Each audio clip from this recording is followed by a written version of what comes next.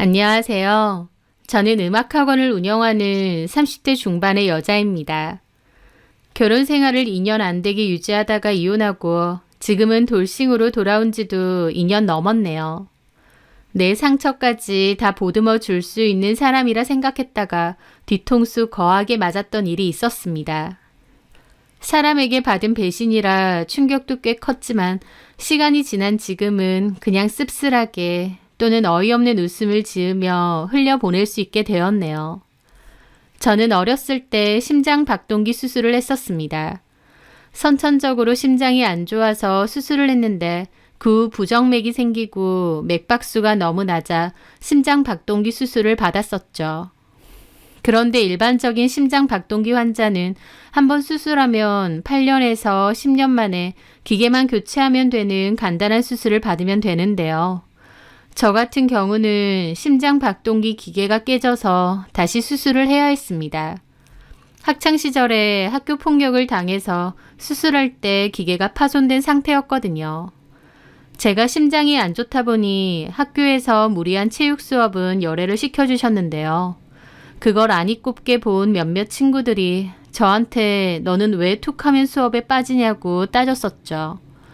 저는 심장병이 있어서 그렇다고 했는데 그 친구들은 저에게 하나도 안 아파 보이고 건강해 보이는데 왜 거짓말하고 핑계 대느냐며 갑자기 구타를 했었습니다. 그때 심하게 폭행을 당하고 응급실로 실려갔었는데 기계가 깨졌다고 하더라고요. 제 수술과 더불어 몸속의 기계 파손 조각들도 그대로 남아있는 상태입니다. 병원에서는 그 조각들을 오히려 꺼내는 게 더 위험하다고 해서 그냥 놔두고 지내는데요. 겉으로는 그냥 평범하게 잘 지내지만 체력도 별로 좋지 않은 데다 외부 충격에 특히 주의하며 살아야 합니다. 심장도 선천적으로 좀 좋지 않은 데다 학교 다닐 때 폭력을 당한 일은 큰 상처이자 트라우마로 남아있어요. 하지만 그래도 저는 씩씩하고 밝게 잘 살아갑니다. 저를 많이 아껴주시는 부모님이 계시고 하고 싶은 일, 좋아하는 일도 많고요. 저는 피아노 치는 것을 좋아해서 피아노 전공으로 학교를 졸업했어요. 그리고 현재까지 제 피아노 학원을 운영하고 있습니다. 그러다가 친구의 소개로 그 남자를 만나게 되었습니다. 친한 친구와 제가 찍은 사진을 본 그 남자가 제가 자기 스타일이라며 소개시켜 달라고 친구를 졸랐다고 하더군요. 저도 대학교 때 잠깐 사귄 남자친구 말고는 연애 경험이 별로 없었던지라 가벼운 마음으로 소개를 받고 그 남자를 만나게 되었습니다. 그 사람은 성격이 쾌활하고 밝은 사람이었어요. 유쾌한 성격의 사람이라 저까지 덩달아 밝아지는 기분이었죠. 저도 그 남자에게 푹 빠지게 되었고 저희는 알콩달콩한 연애를 했습니다. 연애 초반에 제가 심장 박동기 수술을 했었고 학교 폭력으로 인한 재수술도 받았었다는 얘기도 했었어요. 남친은 저에게 수술과 힘든 일이 있었음에도 이렇게 잘 지내줘서 고맙고 기특하다고 하더라고요. 그리고 학창시절에 저를 폭행했던 그 아이들에 대해서는 저보다 더 분노하고 화를 내주었습니다. 누군가 내 마음을 자기 마음 마냥 이해하고 화내주고 공감해 준다는 게 참 기분 좋고 행복한 일이었어요. 그렇게 잘 지내왔고 저도 그 사람이 너무 좋았어요. 나이도 있는지라 결혼도 꿈꾸게 되었죠. 하지만 한 가지 걸리는 게 있었습니다. 바로 임신 문제였는데요. 제가 체력 자체도 굉장히 안 좋을 뿐더러 임신 자체가 몸에 무리가 많이 가기 때문이었습니다. 저도 아이를 좋아하고 사랑하는 사람 사이에서 아이를 낳고 싶기도 했죠. 하지만 제 몸이 일반적인 상태는 아니다 보니 임신하는 것은 좀 무리가 있겠다는 생각이 있었습니다. 그래서 남친에게 이 이야기를 했어요. 그랬더니 남친이 처음에는 자식을 꼭 보고 싶다고 아쉬워했습니다. 남친은 이세가 중요한 사람이라고 했기에 저는 오랜 고민 끝에 결국 헤어짐을 고했어요. 그 사람은 결혼도 빨리 하고 싶고 아이도 빨리 갖고 싶은 사람인데 저는 결혼은 할지언정 아이 낳는 것은 장담을 할 수 없는 상황이니까요. 그 사람을 너무 좋아했지만 또 좋아했기에 붙잡아 두는 것이 욕심이라고 생각했습니다. 그래서 제가 그랬죠. 나는 임신이 힘들 가능성이 높다. 그러니 결혼과 임신을 위해서라면 나하고는 미래를 그려나가는 게 어려울 것 같다고요. 사랑하는데 그런 문제로 헤어짐을 고한다는 게 가슴이 아팠지만 어쩔 수 없었습니다. 그 사람을 위한다면 오히려 놓아주어야 된다고 생각했거든요. 그런데 그 남자는 헤어지자는 저를 악착같이 붙잡았어요. 저랑 절대 헤어질 수 없다고, 아이보다 제가 더 중요하다고 하면서요. 제가 좋아서 결혼하고 싶은 거고 그렇기에 아이도 갖고 싶은 거라고, 네 몸이 안 좋아지고 힘든 거라면 굳이 아이 가질 필요 없다고 했습니다. 그래도 부모님은 손주 바라실 거 아냐. 그렇긴 하겠지만 내가 잘 말씀드릴게. 자식 이기는 부모 없다고. 우리 부모님도 결국은 내 선택 따라 주실 거니까. 그럼 자기한테 내가 너무 미안하잖아. 미안할 거 없어. 나는 너만 있으면 돼. 우리 둘이서 알콩달콩 행복하게 살면 되지. 그리고 무조건 아이 못 갖는 것도 아니라고 했잖아. 그때 자기 몸 상태 봐서 또 얘기가 달라질 수도 있는 거니까. 그렇게 남친은 아이를 꼭 가져야 되는 건 아니라며 결혼하자고 했습니다. 그리고 남친이 예비 시부모님께도 말씀을 잘 드렸기에 이해를 해주셨어요. 어머님은 저에게 따로 전화를 하셔서 네가 몸이 아프니 너무 무리 말고 광태랑 결혼해서 잘 지냈으면 좋겠다. 힘든 일 있으면 시부모가 아니라 친부모라고 생각하고 편하게 얘기하라고까지 하셨죠. 보통 시부모님들은 당연히 손주를 보길 원하실 텐데 저를 이렇게 많이 배려해 주시는구나 진심으로 감사하게 생각했죠. 저희 부모님께도 이 이야기를 전했고 저희 부모님도 예비 시부모님께 감사해 하셨습니다. 그리고 아빠는 저 결혼한다고 집까지 한 채 해주셨어요. 원래 부모님이 이사 가려고 분양받은 신축 아파트가 있었는데요. 평수도 큰 편이고 시세도 저희 지역에서는 가장 비싼 곳이었습니다. 그런데 부모님은 원래 사시던 곳에 계속 사시고 저희 결혼하면 거기서 살라고 해주신 거죠. 결혼 비용에서 가장 큰 돈이 들어가는 게 신혼집인데 그게 저희 부모님 도움으로 해결되니 저희의 결혼 준비는 일사천리였습니다. 그렇게 저희는 결혼했고 별다른 문제 없이 행복한 결혼 생활을 이어갔습니다. 그런데 결혼 생활 1년이 지났을 무렵부터 남편은 아이 얘기를 꺼내기 시작했어요. 마트를 가거나 산책을 갈 때 아이들을 보면 귀엽다, 부럽다, 쟤는 몇 살이겠냐, 가족끼리 저렇게 다니니 좋아 보인다 등등의 얘기를 많이 했죠. 처음엔 저도 별 생각이 없었는데 점차 그런 얘기를 자꾸만 하니 저도 마음이 무거워지더라고요. 남편은 시간이 갈수록 아이 얘기를 점점 더 많이 꺼냈습니다. 회사 사람이 아이를 낳았는데 너무 예쁘다며 아기 사진을 저에게 보여주기도 하고 TV를 보다가도 아이들이 나오면 자기도 아이랑 캠핑도 가고 공놀이도 하고 싶다는 얘기도 잘했습니다.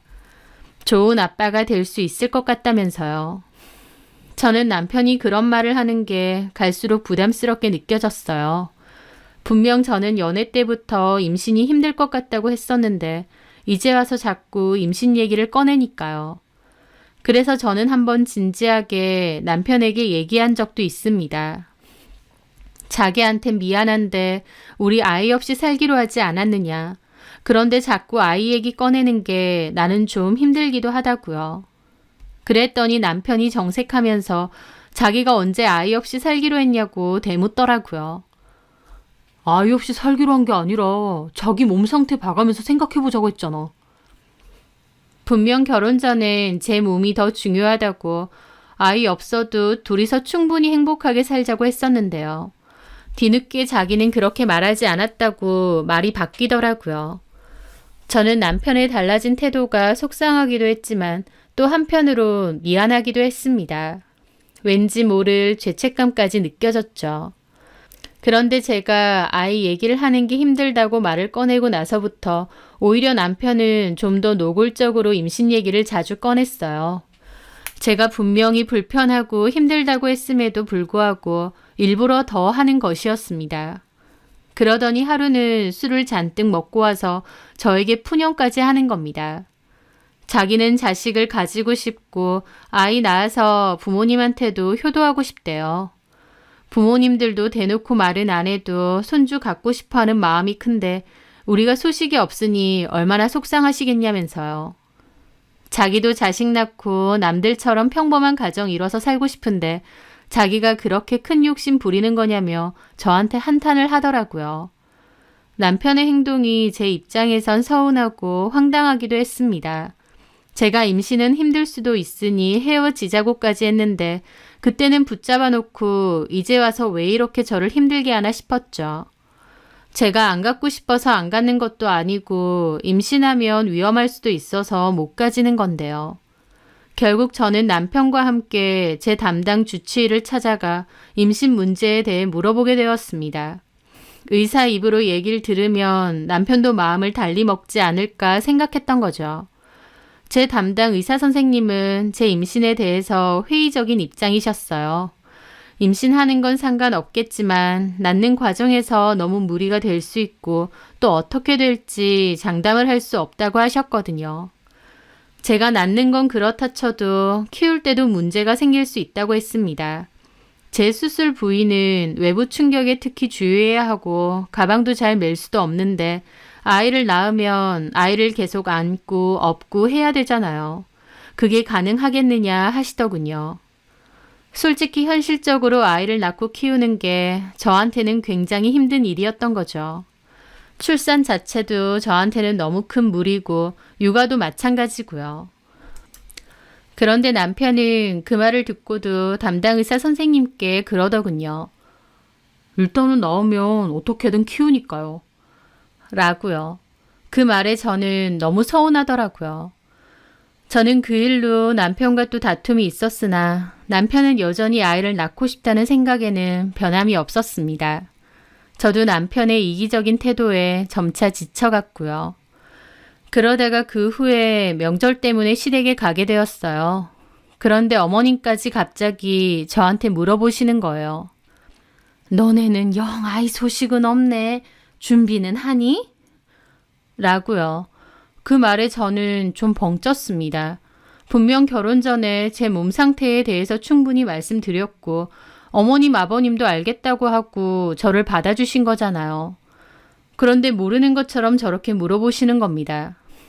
저는 최근에 병원 주치의를 찾아가서 얘기했다며 제 몸 상태에 대해서 자세하게 설명해 드렸습니다.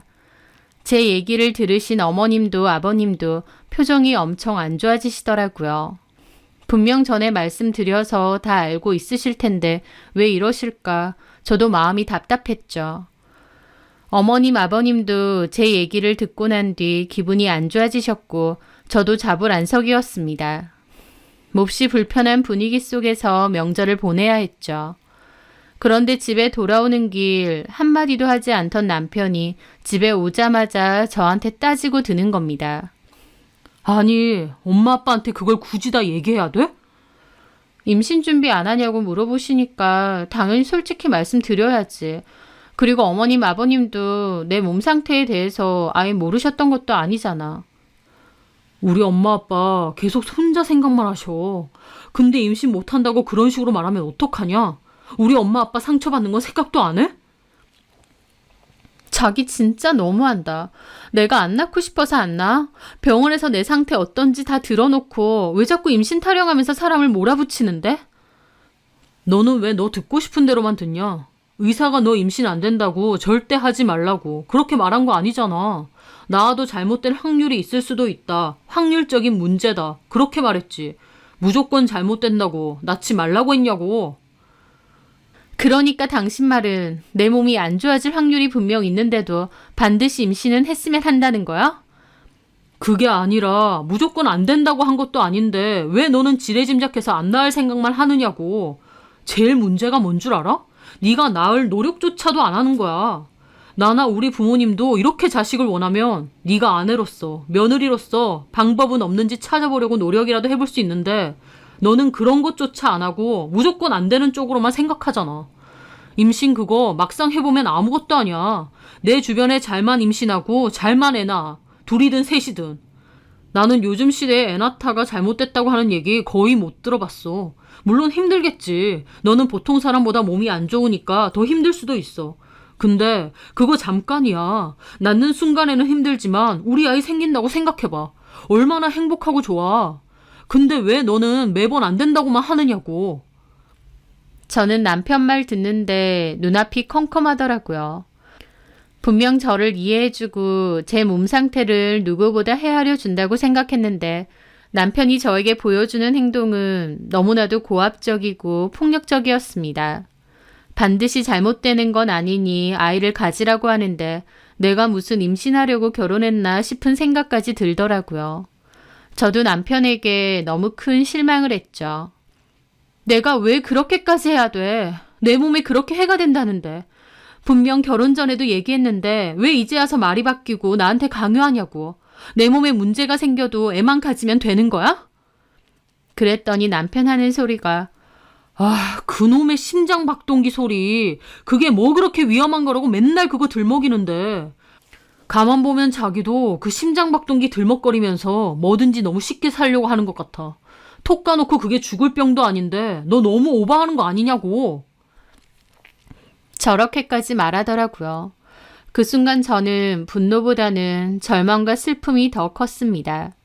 평생을 서로 의지하고 위로해주며 부부로 살아갈 줄 알았는데 본인 원하는 대로 안 해준다고 저한테 죽을 병 아닌데 오버하느냐, 쉽게 살려 하느냐며 비난하더라고요. 저는 남편의 행동이 너무 기가 막혔고 큰 상처가 되었습니다. 그래서 그때부턴 아무런 말도 하지 않았습니다. 한마디도 더 섞고 싶지 않았거든요.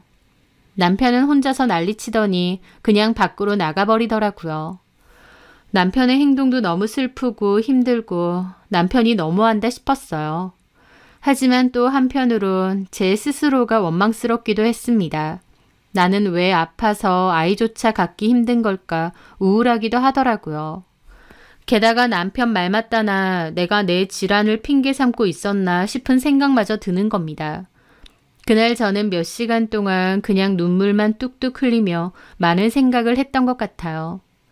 그 뒤로 남편과 저는 냉전 상태가 되었습니다.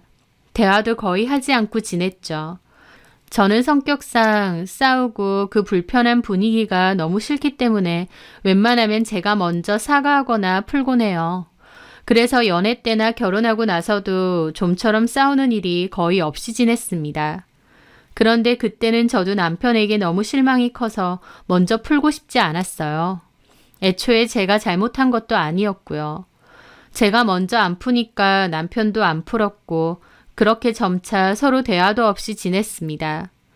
그렇게 지냈던 게 일주일, 2주일, 결국 달이 지나가더라고요. 집에 와도 각자 할 일하고 밥도 각자 차려 먹고 진짜 필요한 대화가 아니라면 아예 대화 없이 지냈던 것 같아요. 한 번은 저희 부모님이 이서방하고 한번 집에 놀러 오라고 하시길래 그냥 싸웠다고 말씀드렸습니다. 뭐 때문에 싸웠냐고 물어보셔서 결국 있었던 일을 다 말씀드리자 부모님도 엄청 속상해하시고 화가 나셨어요.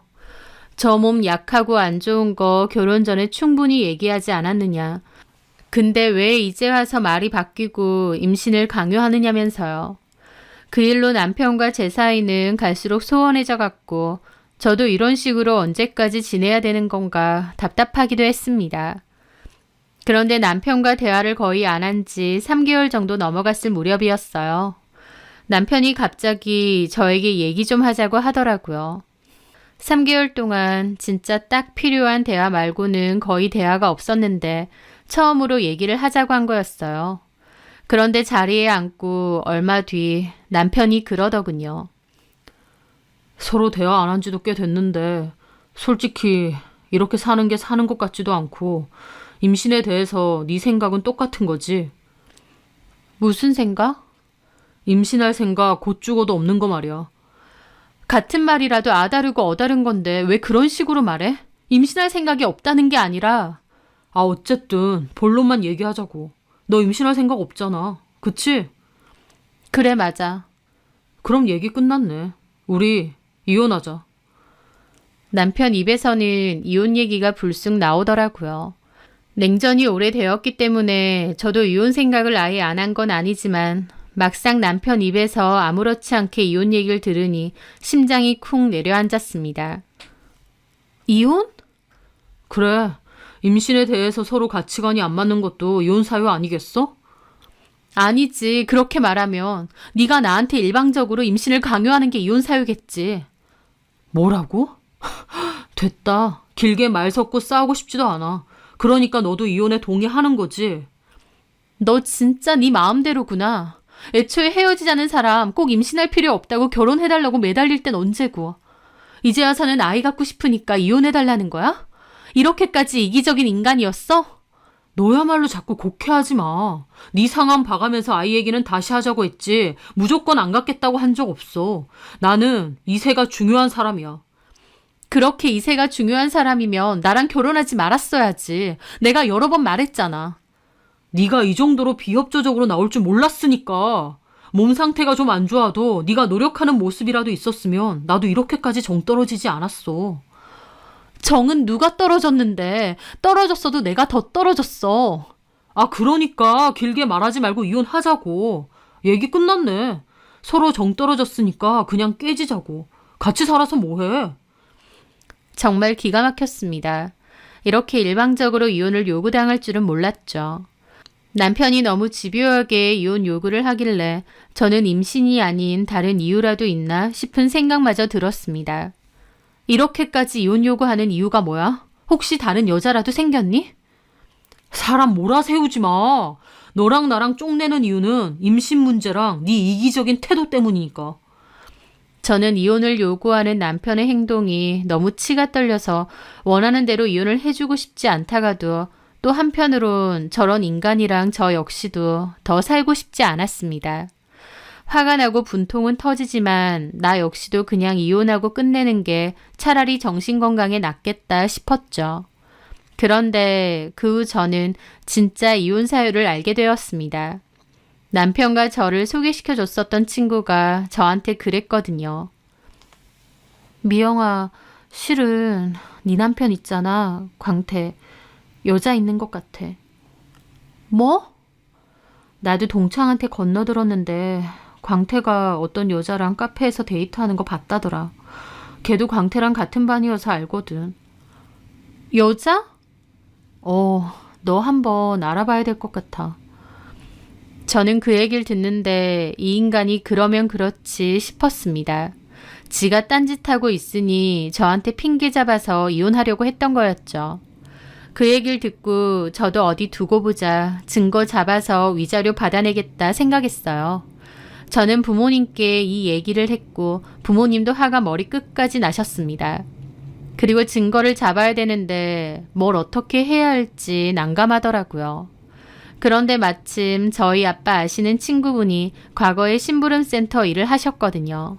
지금은 손 떼시고 다른 일을 하시지만 믿을 만한 사람은 소개해 줄 수 있다고 하셨죠.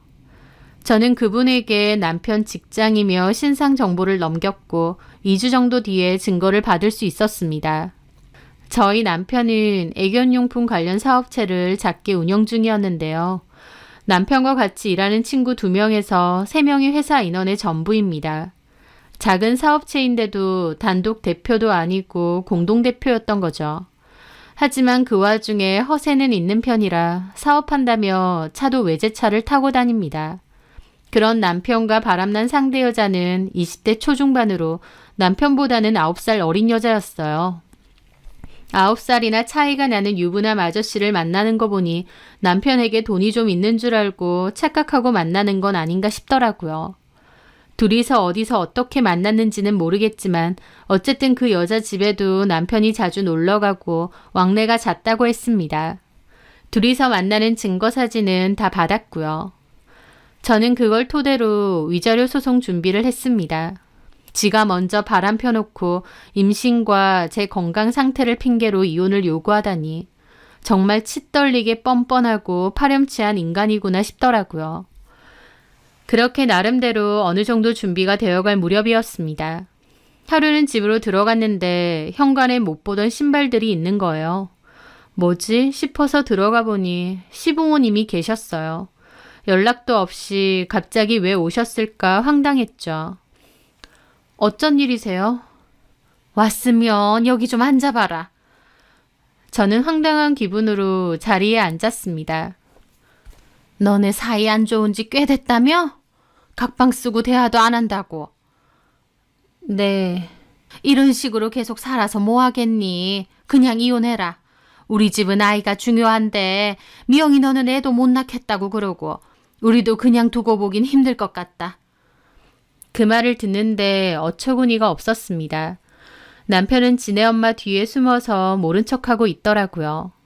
제가 이혼에 관해서 더는 얘기를 안 하니까 자기 부모님까지 불러온 건가 싶었습니다.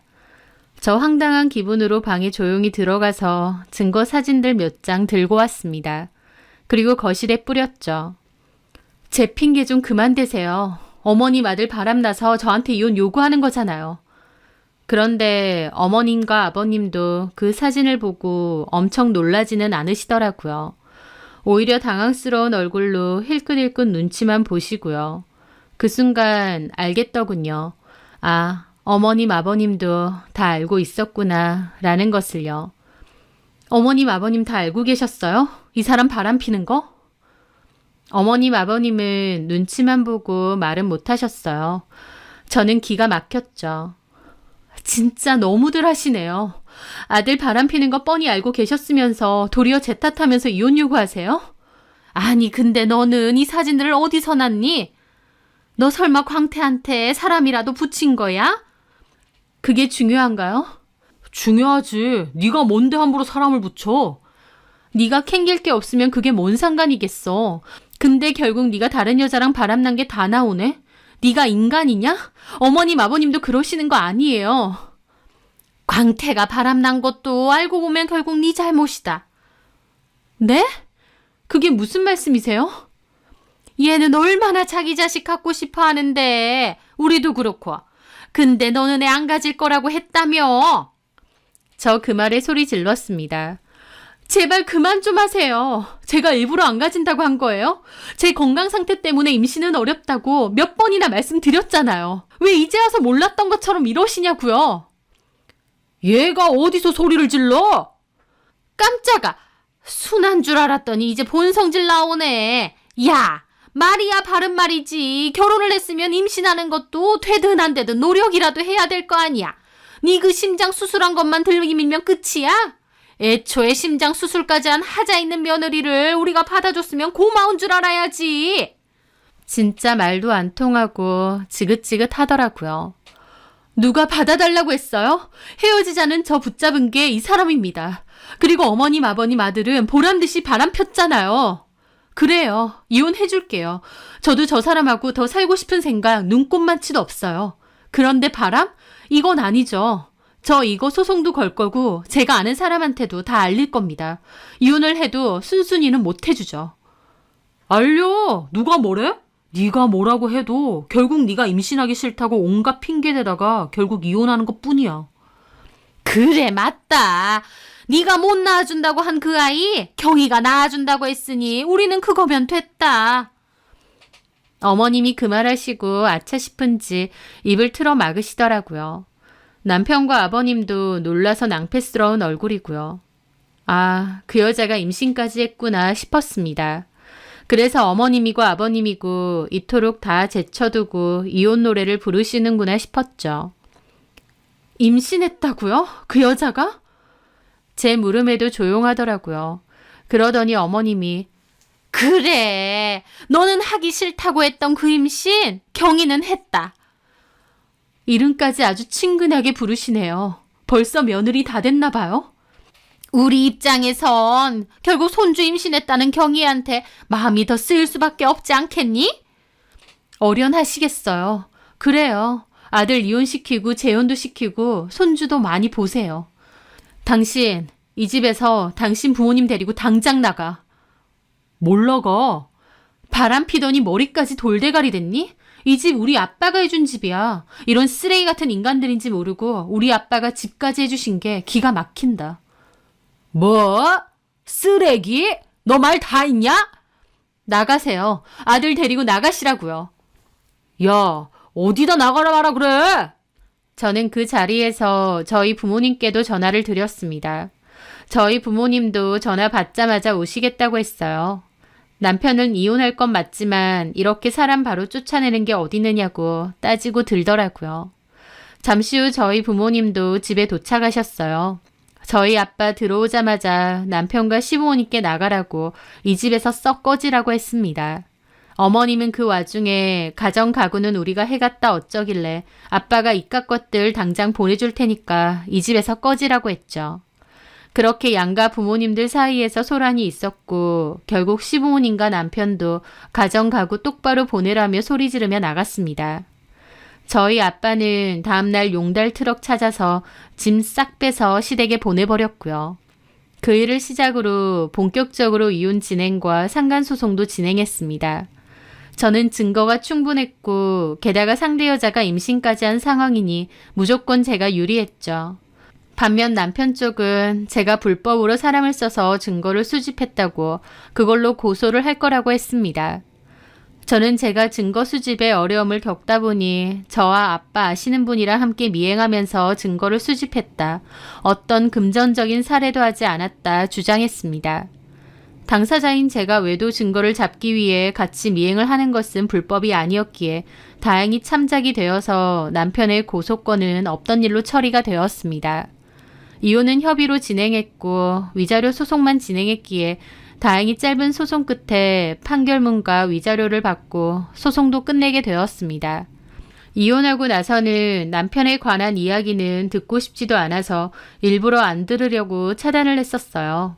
제 주변 친구들한테도 남편 얘기는 그냥 하지 말라고 했고요. 그렇게 저는 이혼 후 다시 원래의 제 삶으로 돌아왔습니다. 집도 부모님이 저보고 그냥 살라고 하셔서 남편만 없다 뿐이지 저 혼자 계속 살았고요. 남편과의 이혼 때문에 한동안 마음이 많이 힘들었지만 막상 끝나고 나니 아무렇지 않더라고요. 그런데 이혼이 마무리되고 8, 9개월 정도 지났을 무렵 저는 친구에게서 너무 어이없고도 고소한 전 남편의 근황을 듣게 되었습니다. 제가 듣고 싶지 않아 했기에 전 남편 얘기는 일부러 아예 하지 않던 친구였는데요. 그래도 이 얘기는 너도 알아야 된다면서 꼭 얘기해 줘야겠다고 하더라고요. 광태 말이야. 너랑 이혼하고 그 어린 여자랑 다시 재혼을 하니 어쩌니 했거든. 그 여자애가 그때 광태 임신했다고 그러고. 맞아. 그때 그랬지. 지금은 나았니? 그 말에 친구가 어이없다는 듯 웃는 겁니다. 낳긴 몰라. 낳을 애가 애초에 없었는데. 그 말에 저는 황당해서 물었죠. 그게 무슨 말이야? 와, 그 여자애 진짜 보통 아닌 것 같더라. 나도 너 광태랑 그렇게 되고 광태랑은 연락 끊었거든. 너무 정 떨어져서. 그러다가 다른 동창한테 건너 들었단 말이야. 광태가 너랑 이혼도 하기 전에 그 여자랑 같이 산다고 하고 재혼도 할 거라고 그랬대. 그런데 그 여자애는 광태가 사업한다 그러고 차도 비싼 차 타고 다니고 또 집도 좋은 데 살았잖아. 너네 신혼집 말이야. 거기 되게 비싼 데였잖아. 그랬지. 아빠가 나 결혼한다고 살라고 하신 집이었으니까. 그러니까 그 여자애도 광태네가 제법 잘 사는 줄 알았나 봐. 그 집도 광태네 집인 줄 알았던 모양이고. 그래서 광태랑 바람 피면서 임신했다고 그랬나 본데 알고 보니 임신이 아니었대. 임신도 아닌데 임신이라고 거짓말했던 거지. 정말? 그 여자의 말로는 자기도 임신인 줄 알았는데 아니었다고 그랬다는데 내가 보기엔 아니야. 애초에 뻥쳤던 것 같아. 광태계가 임신 가지고 이혼 한 해 만에 하니까 지가 임신했다고 한 것 같아. 근데 막상 광태 이혼하고 꼬라지 보니까 별 볼 일 없잖아. 그 외제차도 리스라며? 맞아. 게다가 광태하는 사업도 그냥 그렇잖아. 맞아. 그냥 직장 다니는 월급보다도 못 벌 때가 많았으니까. 그러니까 광태 걔가 별 볼 일 없는 거 눈치채고는 그 여자애도 바로 마음 바꿔 먹었나 보더라고. 사실 애 없었다고, 임신 안 했었다고 폭탄 던지고 연락 두절됐대. 광태랑 광태네 부모님은 새 며느리라고 그 여자애 사는 집세까지 해줬다는데 그거 싹 들고 도망갔다던데? 친구가 해주는 말은 너무 놀랍고 믿을 수가 없었습니다. 저는 벙찐 채로 듣고 있다가 물었죠. 그 여자는 도대체 뭐야? 모르지. 꽃뱀인지 뭔지. 근데 그 여자도 진짜 골 때리지 않냐? 골라도 광태 같은 애를 골라. 그 얘기를 듣는데 너무 황당하고 전 남편이 어리석게 느껴졌습니다. 진짜 어이없네. 근데 있잖아. 진짜 황당한 얘기는 따로 있다? 이것보다 더 황당한 얘기가 있다고? 뭔데? 광태 무정자증이래. 뭐? 저는 그 내연녀 얘기보다 이 얘기에 더 놀랐습니다. 전 남편이 사실 무정자증이라는 거예요. 그게 무슨... 뭐 때문에 한 건지는 모르겠는데 광태개가 그 여자애한테 뒤통수 맞고 나서 검사를 했었다고 하더라고. 근데 정자수가 거의 없고 무정자증이래. 광태개는 지가 무정자증인 줄도 모르고 너한테 그렇게 임신 타령했던 거지. 너무 어이없지 않니? 저는 그 말에 기분이 멍해졌습니다. 전 남편이 무정자증이었다니 생각도 못 해본 일이었으니까요.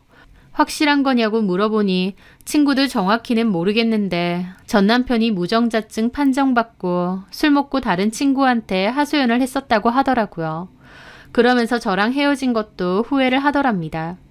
자기가 애초에 씨 없는 수박인 줄도 모르고 그렇게 임신 타령하다가 그런 꽃뱀 같은 여자한테 당하고 이혼하고 돈까지 털린 상황이니까요. 그렇게 아이 갖고 싶다고 이세를 원한다면서 제 몸 상태 가지고 비난하고 부담 주고 사람 피말렸는데 정작 본인 몸 상태는 더더욱 임신을 하기 힘든 상황이었던 거죠. 만약 전 남편이 그 사실을 미리 알았더라면 저를 위해서 임신을 포기한 척 착한 남편인 척하며 속이고 살았을 것 같습니다. 저는 그걸 마냥 고마워하며 살았을 테고요. 그렇게 생각하니 너무 소름 끼치더라고요. 친구는 진짜 고소하지 않느냐고 하는데 저는 너무 황당해서 처음엔 아무 생각도 못했어요.